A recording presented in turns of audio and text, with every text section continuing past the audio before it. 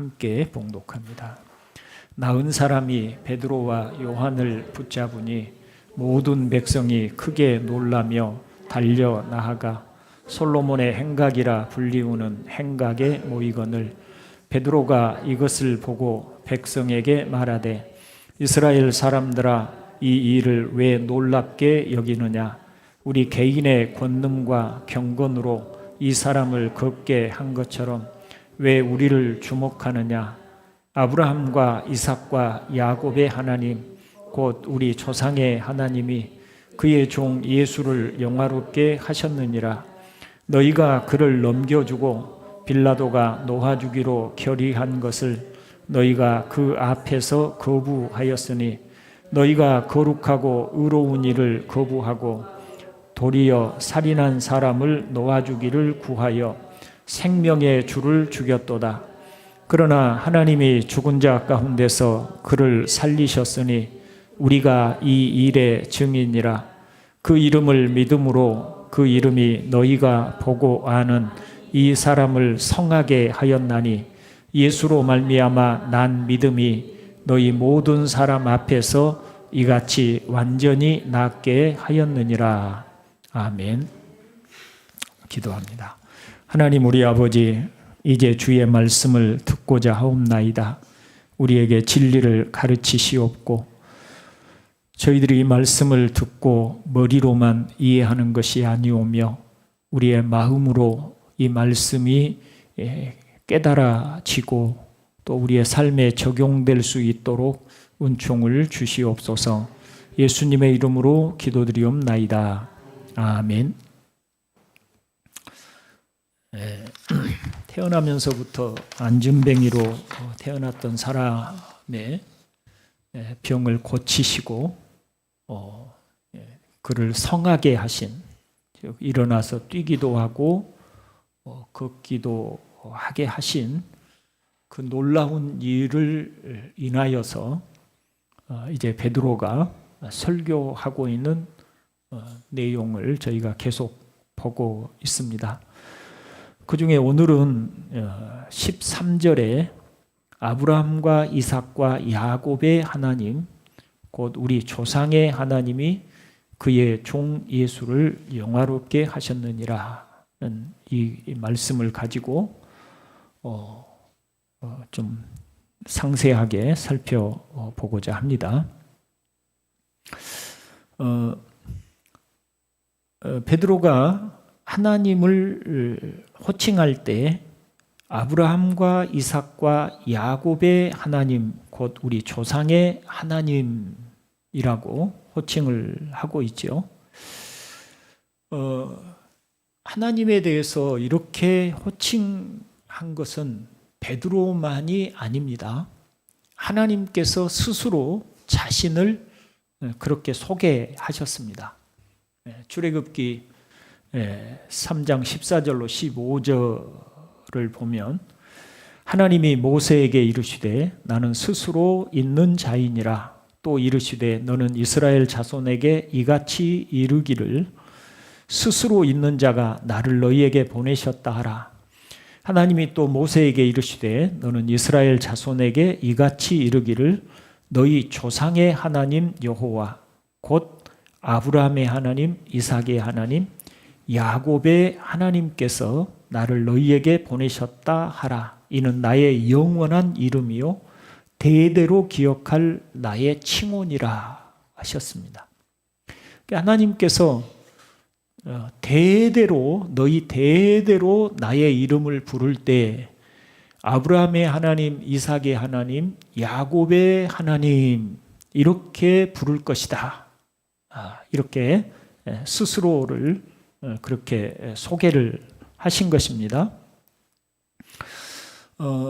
이 출애굽기 3장 14절로 15절에서 하나님이 자신을 소개하는 것은 두 가지로 소개를 하셨지요. 먼저는 나는 스스로 있는 자니라고 소개를 하셨습니다. 스스로 있는 자니라고 하는 구절을 여러 차례 아마 설명을 드렸을 것입니다만 또다시 살펴보면 이 세상에 존재하는 어떤 것도 스스로 존재하는 것은 아무것도 없지요. 사람이든 동물이든 식물이든 무엇인가 다 원인자, 즉 모체가 있지요. 하다못해 그 잡초, 길가에 나는 잡초들도 스스로 난 것이 아니라 모체로부터 씨가 날라오든지 아니면 뿌리가 뻗어오든지 그런 방식으로 존재하는 것이지, 스스로 존재하는 것은 아무것도 없지요. 우리 주변에 혹은 우리가 살고 있는 세상에 스스로 존재하는 것이 있습니까? 아무것도 없지요. 그런데 하나님께서 나는 스스로 있는 자니라 라고 말씀을 하신 것은 하나님이 스스로 원인자가 되신 분이시다. 즉 다시 말하면 그분만이 홀로 스스로 계신 분이 창조주이시라는 의미이고요. 또 세상 만물을 존재하게 하신 최초의 원인자가 되신 분이시다 라고 하는 의미가 되겠습니다. 그 하나님께서 모세에게 애굽에서 자기 백성을 구원해 내라고 말씀을 하셨습니다. 당시 애굽은 초강대국이었죠. 학자들에 따라서 이 세상에 그 소위 말하면 제국주의라고 말할 수 있는 어떤 절대 권력을 가지고 주변의 나라들을 짓밟고 큰 나라를 이룬 제국주의를 아수르가 최초의 제국주의라고 보는 사람들도 있고, 애굽을 최초의 제국주의라고 보는 사람들도 있습니다. 오전에 설명드린 바와 같이 애굽은 이미 오래전에, 수천 년 전에 그 문자를 만들고 또 수학 중에 기하학이 발달을 하였고 매우 발달된 문명을 만들어 내었던 나라였지요. 그 나라가 초강대국으로 존재하는 그 애굽에서 종살이하고 있는 이스라엘을 하나님께서 구원해 내라고 하셨습니다. 그런데 우리가 생각해 보면 모세에게는 모세가 이스라엘 백성들의 어떤 그 지도력을 인정받고 있는 것도 아니잖아요.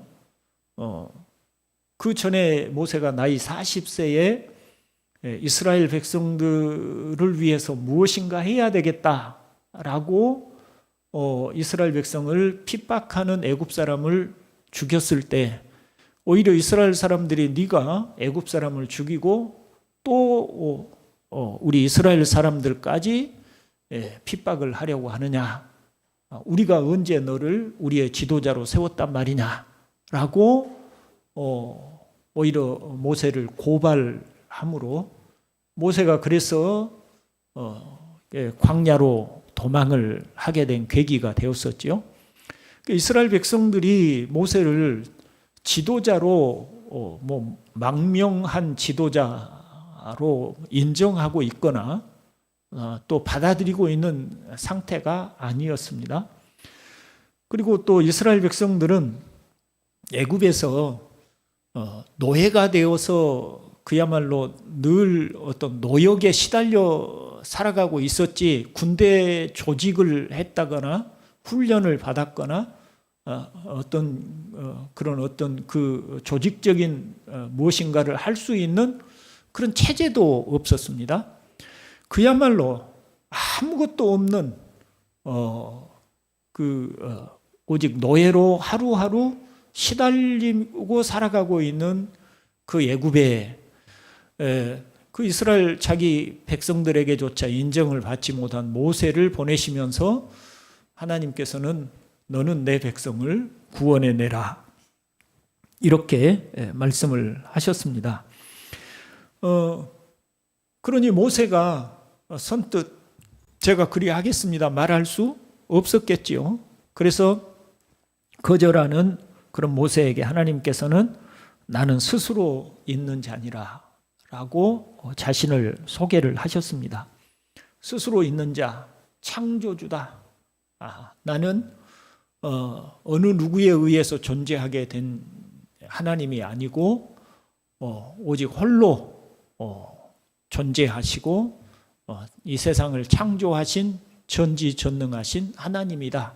너는 나를 믿고 가서 내 백성을 구원해내라 라고 하는 의미가 거기에 있는 것이죠. 그래서 우리의 하나님은 어떤 분이시냐? 외적인 상황이 애굽 같은 초강대국 속에 노예로 살고 있는 이스라엘 백성을 구원해내라고 하시는 그런 하나님으로서 전지전능하신 하나님이시다. 그리고 실제로 결과가 나왔을 때 하나님께서는 결국 모세를 통해서 애굽에서 자기 백성을 구원해내셨습니다. 근데 그때 하나님이 사용하시는 방법은 무슨 이스라엘 사람들을 훈련시켜서 사용을 하시거나 또 이스라엘 백성들의 손을 빌어서 구원해내시거나 하신 것이 아니고 오직 전적으로 하나님의 능력만으로 그 10가지의 재앙을 내리시고 또 애굽의 장자를 치시고 그렇게 오직 하나님의 능력만으로 애굽을 손들게 하시고 이스라엘 백성을 구원해 내신 것입니다. 그 절대적 능력과 지혜를 가지신 분이 바로 하나님이시다. 그 하나님이시다. 그 하나님께서 이 태어나면서부터 한 번도 걸어보지 못한, 그리고 나이가 40세가 되었으니까 40년 동안 한 번도 걸어보지 못한 이 안진뱅이를 일어나게 하신 것이다. 그런 하나님이시다 라고 하시는 것입니다. 우리에게도 하나님은 바로 그런 하나님이심을 우리도 또 깊이 헤아려 알아야 하겠습니다. 그 다음에 두 번째로 하나님은 스스로를 너희 조상의 하나님 여호와 곧 아브라함의 하나님, 이삭의 하나님, 야곱의 하나님이라고 또 소개를 하셨습니다. 이 호칭은 또 두 가지 의미가 있지요. 첫째는 언약의 하나님이라는 의미입니다. 하나님이 아브라함을 선택을 하셨습니다.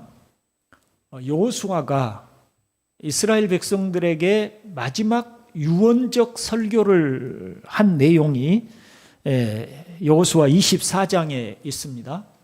그 중에 2절로 3절을 제가 세번역 성경으로 한번 읽어보겠습니다.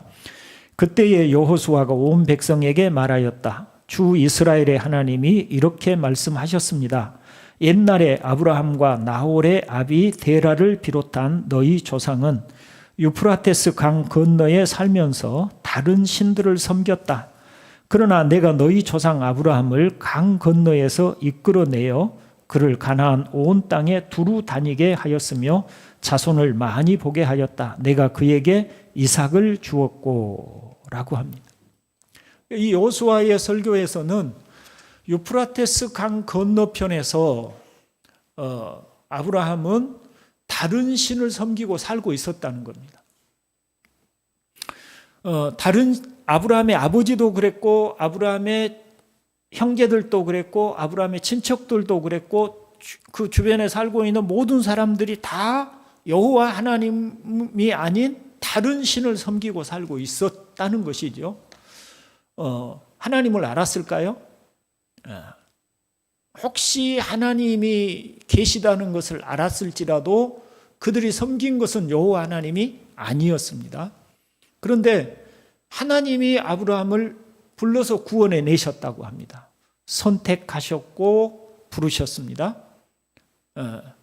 자, 아브라함이 다른 신을 섬기고 있었는데 하나님이 그를 부르셨다라고 하는 이야기 속에는 아브라함이 구원을 받고 하나님의 백성이 된 것에 아브라함의 기여가 1%라도 있었다는 이야기입니까?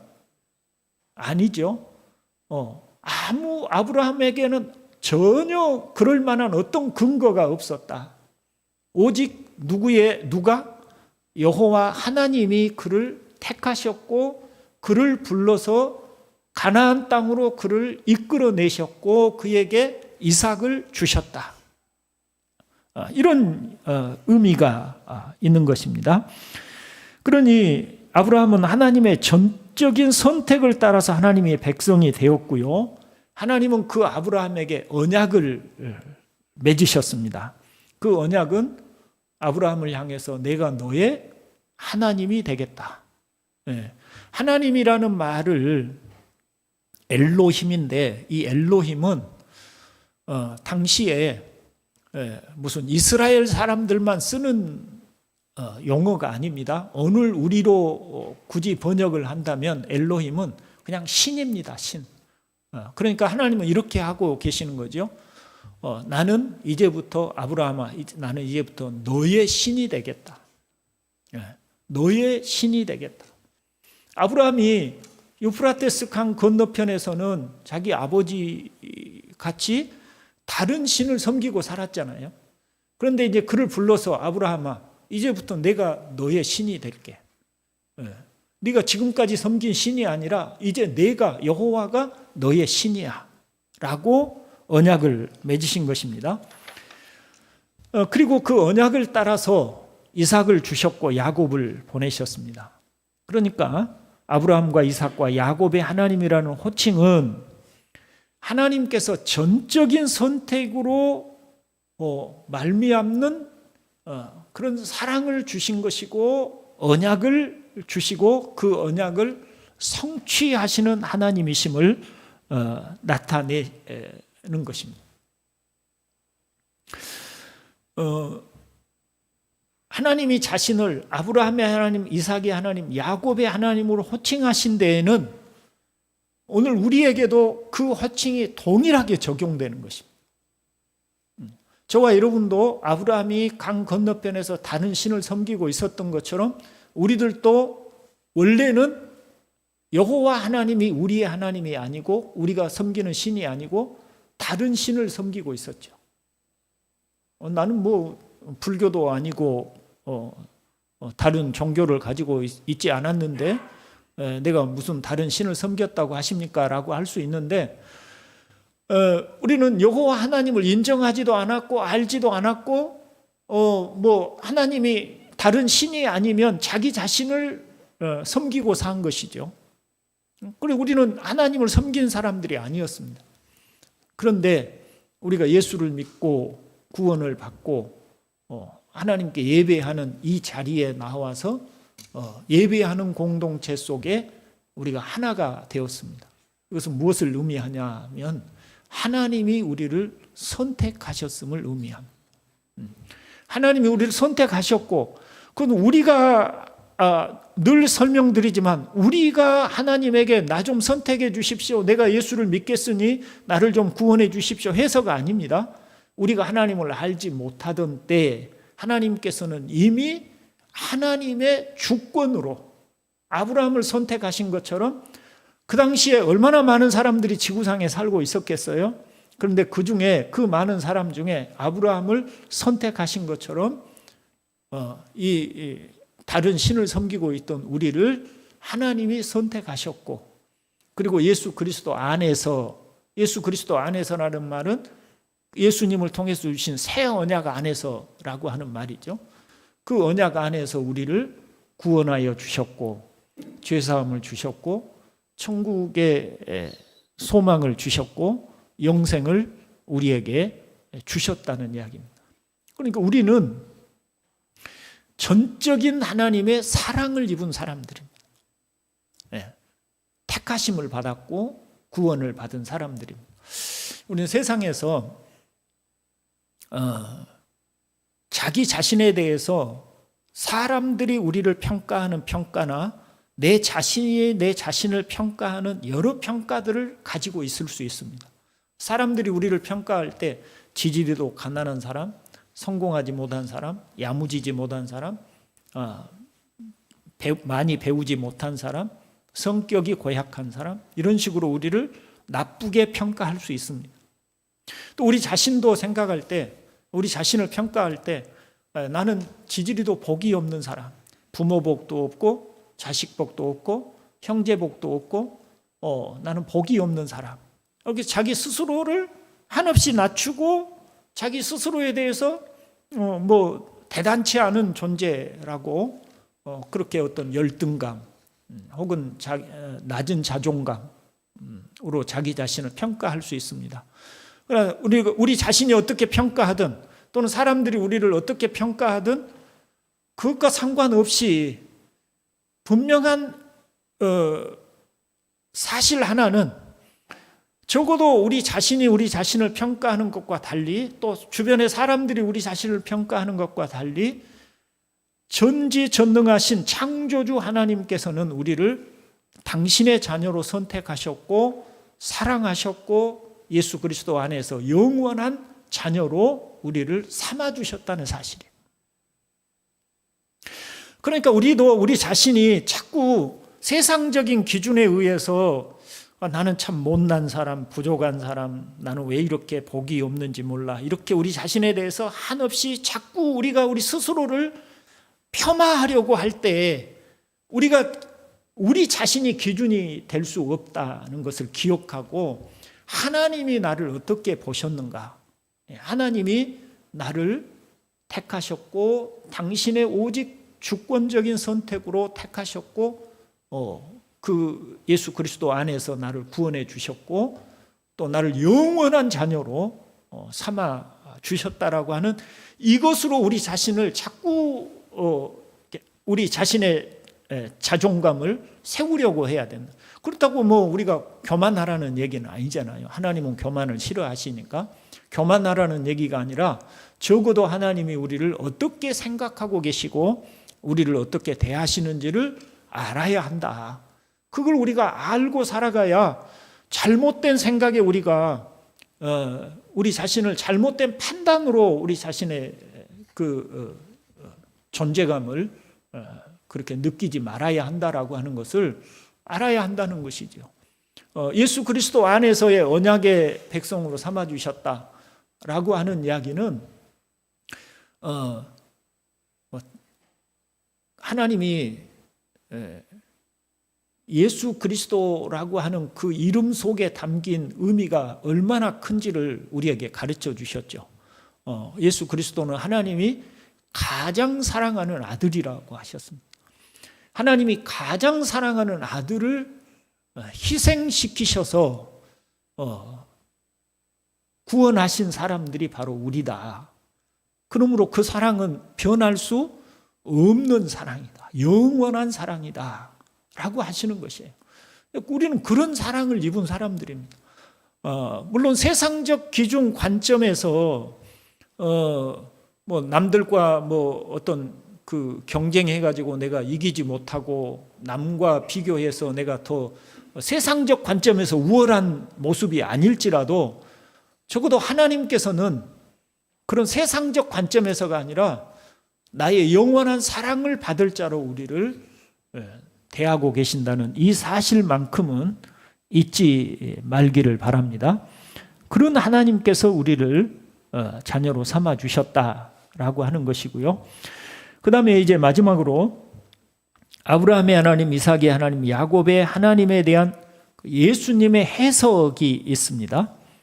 예수님께서 마태복음 22장 31절로 32절에서 그 부활에 대한 설명을 하시면서 이런 말씀을 하셨습니다.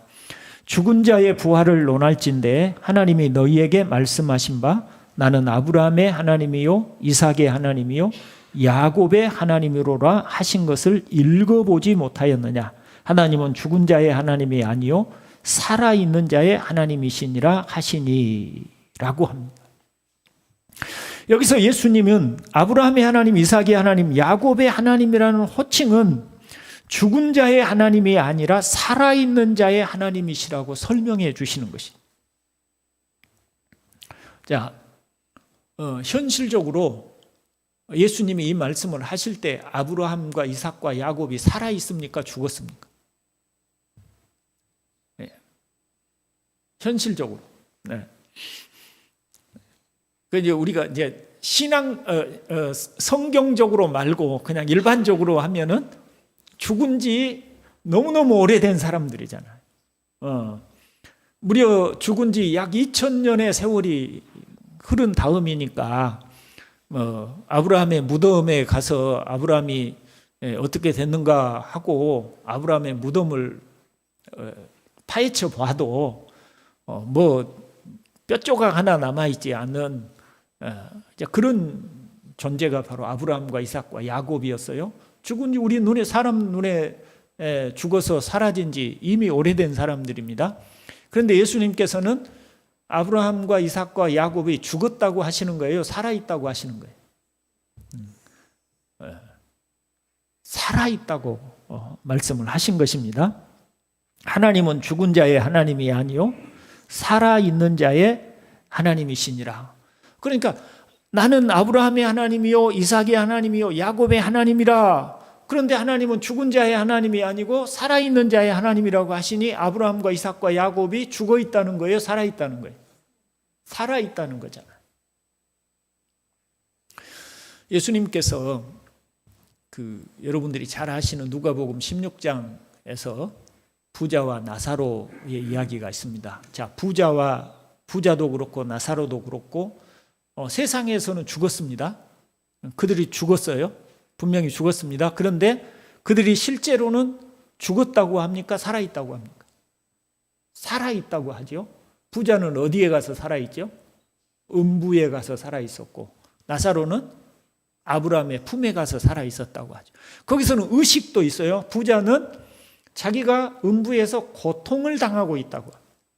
그래서 정말 물 한 방울이라도 자기 혀에 좀 찍어주면 아주 잠깐이라도 시원함이라도 좀 느낄 수 있겠다고 자기에게 혀끝에 물 한 방울이라도 좀 찍어달라고 부탁을 할 만큼 의식이 또렷했던 것이죠. 그러니까 예수님의 말씀을 따라서 여기 아브라함과 이삭과 야곱이 살아있다라고 하는 것은 육신으로는 그들이 이미 죽어서 사라졌지만 흙이 되었지만 그들의 영혼은 여전히 살아서 하나님의 품에 있다라고 하는 것을 말씀해 주고 있는 것이죠. 그 아브라함과 이삭과 야곱 또한 나중에 주님이 재림에 오실 때 주님과 함께 오게 될 것이고 이미 흙이 되어 사라진 그들의 육체가 다시 부활하게 될 것이고 그래서 육체와 그들의 영혼이 합하여 다시 아브라함으로 이삭으로 야곱으로 육체를 가진 존재들로 온전케 되어질 것입니다.